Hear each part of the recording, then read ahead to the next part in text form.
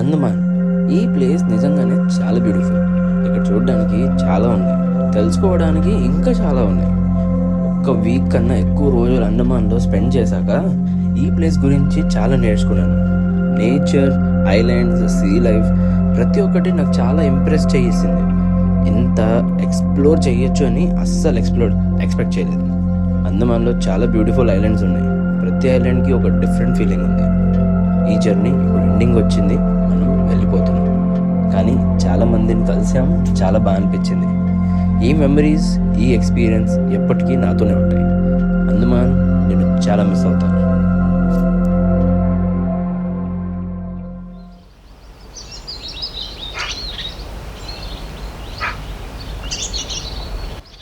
So guys, this is next day morning, the final day of Andaman. ఏంటంటే breakfast చేస్తున్నాము.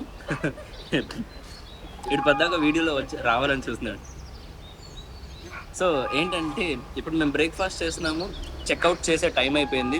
We have very less time. ఇవాళ అండమాన్లో మాది last day. ఈ place నుంచి వెళ్ళాలంటే మనసులో కొంచెం బాధగా ఉంది. టైం ఎలా ఫాస్ట్గా గడిచింది తెలియలేదు. ఇంకా కొన్ని గంటలే మిగిలి ఉన్నాయి, ఇంకా మేము ఎయిర్పోర్ట్కి బయలుదేరాలి. ఈ జర్నీలో చాలా చూసాం, చాలా ఫీల్ అయ్యాం. కానీ లాస్ట్ డేలో ఎమోషన్స్ ఇంకొంచెం స్ట్రాంగ్ అయ్యాయి. కొన్ని ప్లేసెస్ మాత్రమే మనకి అలా కనెక్ట్ అవుతున్నాయి. అండమాన్ ప్లేసే అలాంటిది. ఎస్పెషల్లీ ఈ ప్లేస్లో నిలబడి ఉంటే 1943లో జరిగిన విషయాలు గుర్తుకొస్తాయి. అప్పుడు అనిపిస్తుంది మనం ఎంజాయ్ చేస్తున్న ఈ ఫ్రీడమ్ ఎంత వాల్యూ ఉందో అని. ఓకే గైస్, సో నా వెనకాల మీరు చూడొచ్చు 1943ది ప్లేట్ ఉంది. నేమ్ మన ఇండియాస్ ఫస్ట్ ఫ్లాగ్ హోస్టింగ్ అనేది 1943లో జరిగింది. యూజువల్లీ ఇండిపెండెన్స్ అప్పుడు మనకి తెలిసింది ఏంటంటే హిస్టారికల్ ప్రకారంగా 1947లో మనకి ఇండిపెండెన్స్ వచ్చింది. అండ్ అప్పుడు ఫస్ట్ టైం అనేది తిరంగాని మనము ఫ్లాగ్ని హోస్ట్ చేసామని అంటారు. బట్ రియాలిటీలో చెప్పాలంటే ఫస్ట్ టైం మనకి ఇండిపెండెన్స్ వచ్చింది 1943లో, దట్ టు ఇన్ అండమాన్లో. ఇక్కడ పోర్ట్ బ్లేర్లో ఉంది, ఫ్లాగ్ హోస్టింగ్ చేశారు. సో చాలా బ్యూటిఫుల్గా కనపడుతుంది. And we are very proud to be Indians. మన ఫ్రీడమ్ ఫైటర్స్ మన కోసం, ఇండిపెండెన్స్ కోసం ఎంత కష్టపడి మనకి ఇండిపెండెన్స్ తెప్పించారు. సో దానికోసం big salute to all the freedom fighters. నా హార్ట్ చాలా హెవీగా అయిపోయింది. మన ఫ్రీడమ్ అనేది ఈజీగా రాలేదని ఇక్కడ వచ్చిన తర్వాత నాకు అర్థమైంది. చాలామంది ఫ్రీడమ్ ఫైటర్స్ ఈ భూమి మీద మన కోసం చాలా స్ట్రగుల్ చేశారు. ఈ మూమెంట్ నిజంగానే నా జీవితంలో ఒక ప్రౌడ్ మూమెంట్.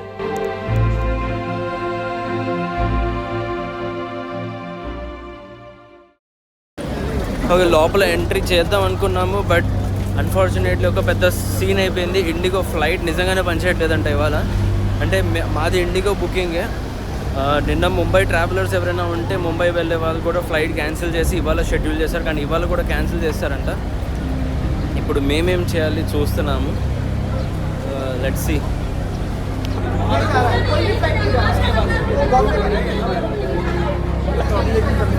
अभी कुछ कंफर्मेशन नहीं. సో చాలాసేపటి నుంచి నుంచొని ఉన్నాము. మా ఇండిగో ఫ్లైట్ స్టేటస్ ఇంకా ఏం తెలియట్లేదు. ఏంటంటే బేసికలీ అందరూ గొడవ వేసుకుంటున్నారు. ఇక్కడ చెప్తున్నారు మాకు వెళ్ళాలని ఉంటే వీళ్ళేమో ఏదో స్ట్రైక్లో ఉన్నారు. ఏం అర్థం కావట్లా. ఒక్కొక్కరి దగ్గర నుంచి ఒక్కొక్క ఇన్ఫర్మేషన్ వస్తుంది మాకు. అండ్ మేమందరం ఇండిగో మొత్తం ఆల్ ఓవర్ ఇండియా నిన్నటి నుంచి ఫ్లైట్ లేదంటున్నారు. ముంబై వెళ్ళే వాళ్ళు నిన్న ఫ్లైట్ ఉంటే క్యాన్సిల్ అయ్యి రీషెడ్యూల్ ఇవాళ అయింది. అండ్ ఇవాళ కూడా మళ్ళీ సేమ్ మాట అంటున్నారు, రేపటికి రీషెడ్యూల్ అవుతుందని. రేపు కూడా కన్ఫర్మ్ లేదు, ఎల్లుండి కూడా కన్ఫర్మ్ లేదంట. ఇప్పుడు ఏం చేయాలి అర్థం కాదు. ఏం చేయాలి చెప్పు, ఏం చేయాలి చెప్పు.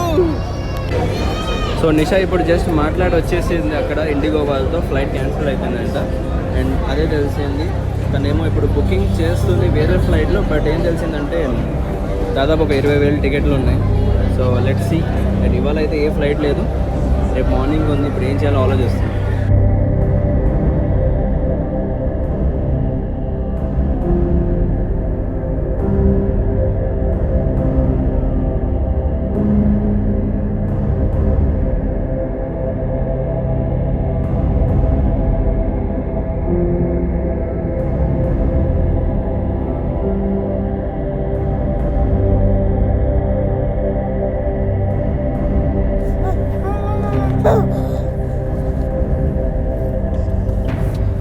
ఓకే, సో ఫైనల్లీ మేము ఇప్పుడు మళ్ళీ వెళ్తున్నాం. ఐ మీన్ పోర్ట్ బ్లేర్లోనే ఉంటాం ఇవాళ. అండ్ రేపు బయలుదేరుతాం మేము. ఇండిగో ఫ్లైట్ మేము టికెట్ క్యాన్సిల్ చేసేసి రేపటికేమో ఎయిర్ ఇండియా ఫ్లైట్ బుక్ చేసాము. Thank God. ఓకే, ఇంకొక 1 డే ఎక్స్ట్రా మేము ఇక్కడ ఉంటాము. అండ్ ఫేర్స్ అయితే బేవచ్చంగా హైక్లో ఉన్నాయి. This is season time, but option లేదు కాబట్టి మేము కూడా ఇట్స్ ఓకే, మనం వెళ్ళాలి కాబట్టి సమ్ టైమ్స్ ఇట్ హ్యాపెన్స్ అనుకుంటే చేసాము.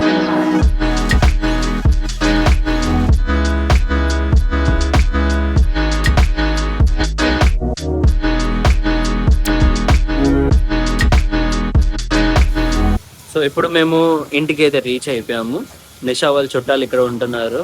అండ్ యాక్చువల్లీ చెప్పాలంటే ఫ్లైట్ క్యాన్సిల్ అయిపోయింది. హోటల్ బుక్ చేస్తామంటే రోజుకి పర్ డే మాకు ఛార్జెస్ ఒక దాదాపు 10,000 దాకా అవుతుంది. పీక్ సీజన్ టైం అయిపోయింది ఇప్పుడు. అండ్ ముందుకెళ్ళి ఇంకా పెరుగుతాయి ప్రైజెస్. అలాంటప్పుడు మా తెలిసిన వాళ్ళు వీళ్ళకి ఫోన్ చేస్తే నిన్న రాత్రే కలిసాము.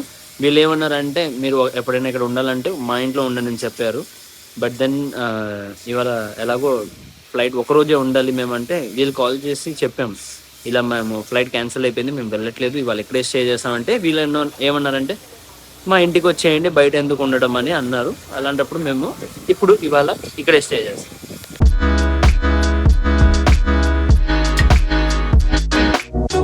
Okay guys, so this is evening. చక్కగా రెస్ట్ తీసుకొని పడుకొని లేచాము.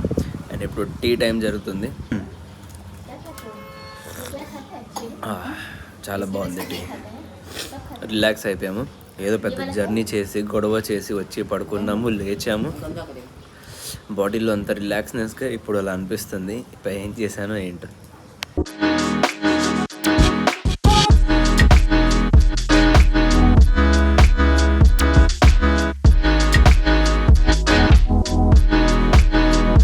అరే రే రే ఇప్పుడు మేము టెర్రస్లోకి వచ్చాము. జస్ట్ కింద నుంచి పైకి వచ్చాం. కింద ఉన్నప్పుడు సన్ కనిపించింది, సన్ సెట్ అవుతుంది. కింద నుంచి పైకి వచ్చేసరికి 1 minute సన్ సెట్ అయిపోయింది, కనిపించట్లే ఇప్పుడు సన్. కానీ ఎంత అందంగా ఉంది కదా, బా. సో ఇప్పుడు మనం ఇంకా పైకి వెళ్దాం. ఇది టెర్రసే, బట్ మెయిన్ ఇంకా పైన వెళ్ళి చూద్దాం ఏంటో. Dead coral పూచాప్నే.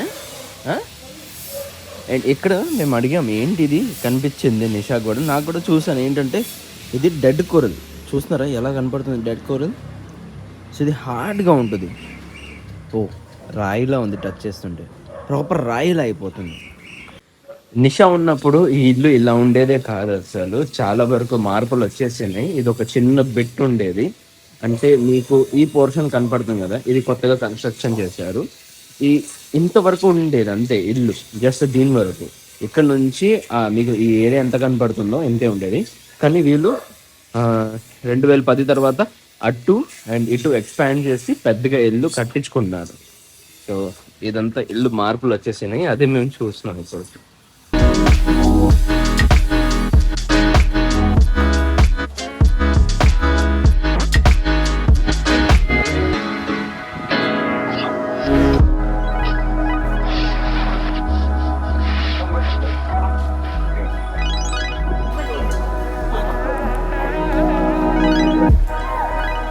సో ఇప్పుడు మేము వచ్చేసాం కార్బోన్స్ కోవ్ బీచ్కి. అండ్ ఇక్కడ పవర్ కట్ ఆఫ్ అయిపోయింది, లైట్ లేదు, సో ఏం కనిపించదు మీకు ఇక్కడ ఎక్కువగా. అంతా దిస్ ఈజ్ స్పోర్ట్స్ అని లైక్ వాటర్ యాక్టివిటీస్ ఏరియా జరుగుతుంది బాగా. ఎలాగో పోర్ట్ బ్లేర్లో ఇప్పుడు ఉంటున్నాం 1 more day కాబట్టి, సో తిరగడానికి సాయంత్రం పూట టైం పాస్ చేయడానికి వచ్చాం. అండ్ ఇక్కడ చూస్తుంటే ఇదంతా బీచ్ ఏరియా, ఏం కనిపించదు మీకు కూడా అండ్ నాకు కూడా ఏం కనిపించట్లే. ఏంటో ఇది చిన్న చిన్న హట్సా మరి షాప్ ఏంటో, కానీ ఇదంతా లైటింగ్తో ఉంటుంది. But as of no power లేదు కాబట్టి జస్ట్ ఊరికే తిరుగుతున్నాం. ముంబైలో మనకి మెరీన్ డ్రైవ్ ఎలా ఉంటుందో ఆ ఏరియా, సో ఇది కూడా మరీనా బీచ్ లాంటి టైపే అంటారు ఇక్కడ అండమాన్ది. అండ్ ఇక్కడ నుంచి మూన్ కనపడుతుంది. ఓ మై గాడ్, భలే కనపడుతుంది మూన్ అసలు. చూడండి, కెమెరా అంత క్వాలిటీ క్యాప్చర్ చేయలేదు, బట్ రియల్ టైంలో దీనికంటే 100 times బెటర్ కనిపిస్తుంది. సో బీచ్ దగ్గరే మీకు ఇక్కడ చిన్న చిన్న షాప్స్ ఉంటాయి. నా వెనకాల మీరు చూడొచ్చు. ఇవన్నీ షాప్స్ మీకు ఏదైనా తినాలన్నా, కాఫీ తాగాలన్నా, టీ తాగాలన్నా, లేదంటే చాట్ తినాలన్నా, పాపిడి చాట్ కానీ అలాంటి వెరైటీ సమోసా చాట్ ఏదైనా తినాలంటే మీరు తినొచ్చు ఇక్కడ. Even Maggi is also available. అండమాన్లో మ్యాగీ మీకు బాగా దొరుకుతుంది. అండ్ నా వెనకాల మీరు చూడొచ్చు, ఇక్కడ మీకు ఫిష్ కానీ, ప్రాన్స్ కానీ, క్రాబ్ కానీ any kind of sea food మీకు ఫ్రై చేసిస్తారు. And this is the speciality of Andaman. మీకు సీ ఫుడ్ తక్కువ రేట్లో దొరుకుతుంది.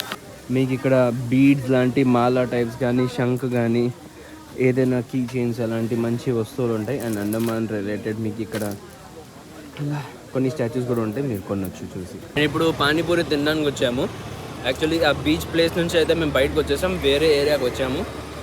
వీరేమో బాగా అల్లరి నాటి బాయ్ అయిపోయాడు, అల్లరి చేస్తున్నాడు, కొరుకుతున్నాడు, బాగా ఆడుకుంటున్నాడు, అటు ఇటు ఊపుతున్నాడు. దానివల్ల నేను వీడియో రికార్డింగ్ చేయలేకపోతున్నాను. అండ్ అలాంటప్పుడు ఇక్కడ పానీపూరి తిన్నాను, చాలా టేస్టీగా ఉంది.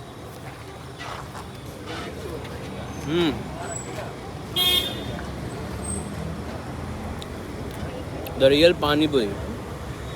పానీపూరిలో స్టఫింగ్ ఎప్పుడైనా ఆలూ స్టఫింగ్ ఉండదు. మన సౌత్ ఇండియాలో ఎప్పుడు ఎందుకు బఠానీ చాట్తో చేసిన స్టఫింగ్ వేస్తారు లోపల, బట్ పానీపూరి అంటే ఆలూ స్టఫింగ్ ఉండి దాని తర్వాత పానీ ఉండదు, అంటే వాటర్. అది అసలైన పానీపూరి అంటే.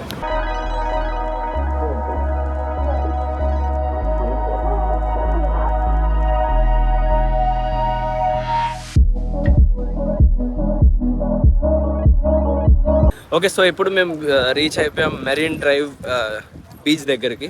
బీచ్ కాదు యాక్చువల్లీ, దిస్ ఈజ్ రోడ్. ముంబైలో ఎలా మెరీన్ డ్రైవ్ రోడ్ ఉంటుందో అలాంటిది సేమ్ రోడ్ మీకు ఇక్కడ కనపడుతుంది. అండ్ మన ఇండియాస్ ఫస్ట్ ఫ్లాగ్ హోస్టింగ్ జరిగింది 1943లో, మీకు చూపించాను కదా ఇంత ముందులో. సో అదే సేమ్ ఫ్లాగ్ హోస్టింగ్, అక్కడ మనం అదే ఏరియాలో ఉన్నాం ఇప్పుడు. అండ్ నైట్ టైం చూడండి ఎంత అందంగా కనపడుతుంది this whole place. Drive and walk through ఉంది ఇక్కడ, యూ కెన్ వాక్ సైడ్లో, వాకింగ్ పాత్ చాలా అందంగా ఉంది. అండ్ బ్రీజ్, గాలి ఎంత బాగా వస్తుందంటే చాలా బాగుంది.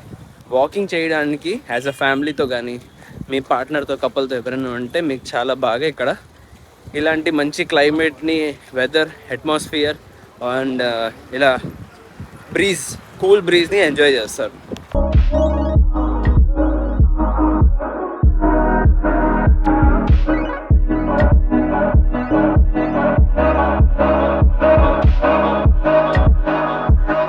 అండ్ ఇక్కడ దారిలో మనకు కనిపిస్తుంది జవహర్లాల్ నెహ్రూ రాజకీయ మహావిద్యాలయ, అంటే యూనివర్సిటీ. జవహర్లాల్ నెహ్రూది యూనివర్సిటీ ఇక్కడ ఉంది.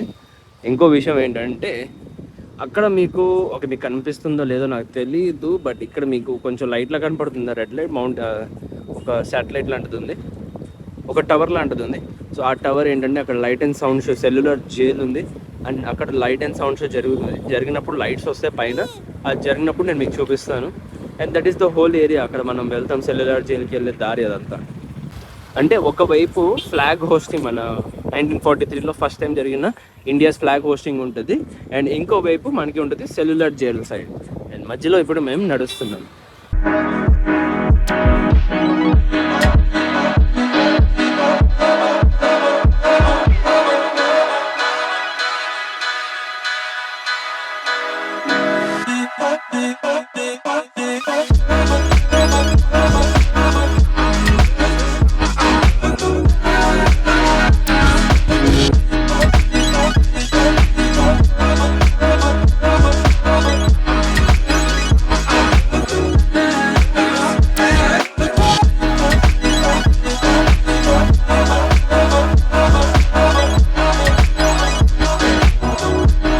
అండ్ ఇప్పుడు ఫ్లాగ్ హోస్టింగ్ అన్నీ చూస్తున్నాం. ఇక్కడ ఇలా వాకింగ్ చేసి కొంచెం అలసిపోయాను. అండ్ దాంతోపాటు బ్రీజ్ చాలా బాగుంది, కూల్ బ్రీజ్ వస్తుంది, దాన్ని ఎంజాయ్ చేస్తున్నాను. అండ్ వెనకాల మీరు ఇక్కడ చూడొచ్చు టెంపుల్ ఒకటి ఉంది. నాకు ఒక డౌట్ వస్తుంది, ఒకవేళ ఇన్ కేస్ హై టైడ్ వస్తే, బాగా ఎక్కువ నీళ్ళు వస్తే పద్దాక గుడి మునిగిపోతుందేమో అని అనుకుంటున్నా. బట్ నాకు I'm not sure. High tide అంతా ఆఫెన్గా ఇక్కడ వస్తుందో రాదో తెలీదు, ఎందుకంటే this is a monument area. అంటే ఇక్కడ ఫ్లాగ్ హోస్టింగ్ కూడా ఉంది, మనది ఇండియా ఫ్లాగ్ ఉంది. అండ్ ఇక్కడ అంతా ప్లేస్ ఉంది. దిస్ ఇస్ ఆల్ లైక్ మనకి వైజాగ్లో ఎలా ఆర్కే బీచ్ ఉంటుందో అలాంటి ప్లేస్ ఇది, బట్ నాట్ బీచ్ ఇది. సో జస్ట్ వాక్ పాత్ ఉంది. అలాంటప్పుడు ఐ డోంట్ థింక్ సో ఇక్కడ ఇలా ఏదైనా హై టైడ్ వచ్చి నీళ్ళు వచ్చేస్తాయేమో.